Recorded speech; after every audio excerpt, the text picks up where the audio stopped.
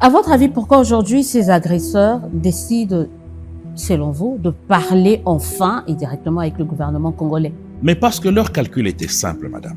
Il fallait faire tomber le pouvoir de Félix Tshisekedi. Il fallait même au besoin l'éliminer physiquement.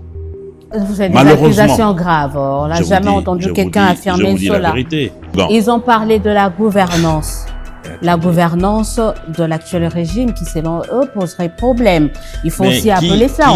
Aujourd'hui, quand vous entendez l'ex-ministre des Finances avouer que la gouvernance pose problème, est-ce que vous ne donnez pas un peu raison? On dénonce l'agression, mais parmi ces arguments, il y a la gouvernance. Quand on a entendu Madame, je pense qu'on parlera de cette question. Dire qu'il y a un problème de corruption, c'est connu. Il n'y a rien de nouveau. Gouvernance, le problème de gouvernance, de deniers publics, le problème, par ceux qui sont censés veiller sur ça. Non, mais attendez. Quelle est la ligne rouge à ne pas franchir?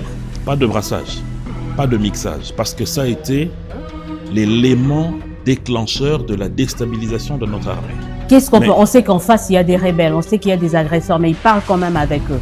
Qu'est-ce qu'ils peuvent relâcher? L'entrée au gouvernement? Mais déjà, lorsqu'il faut lire ce que raconte l'histoire, ce que renseigne l'histoire, en termes d'amnistie, mais c'est déjà sauver ces gens-là.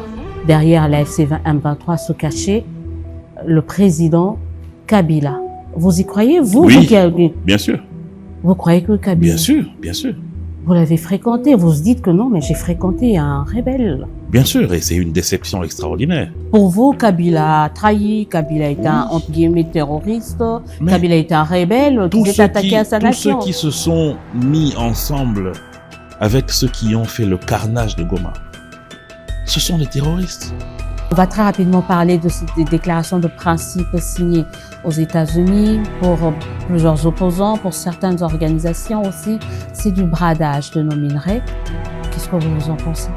Je pense que cet illettrisme doit cesser. Certains sont en train de dire que Tshisekedi a réussi juste à sauver son pouvoir et à livrer le pays. Mais madame, moi je me tire les cheveux à comprendre ceux qui disent que le président de la République a livré le pays. Il a livré quelle partie du pays? Il a livré où et il a livré à qui? Le PPRD fait partie de 4 partis politiques dont la dissolution a été demandée par le ministère de l'Intérieur. C'est une bonne chose ou c'est un recul démocratique? Ce n'est pas un recul démocratique. Le recul démocratique, c'est un parti politique qui sert des réservistes à une agression. Est-ce qu'aujourd'hui, la cohésion est encore possible quand on regarde ce dont les opposants sont en train de subir ici au pays?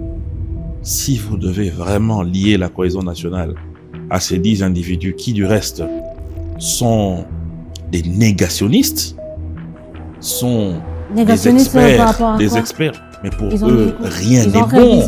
Rien n'est bon. Parce que vous pensez que qu'est-ce qui est bon? Qu'est-ce qui est bon au pays actuellement? Comment vous pouvez dire ça? Non, c'est une question.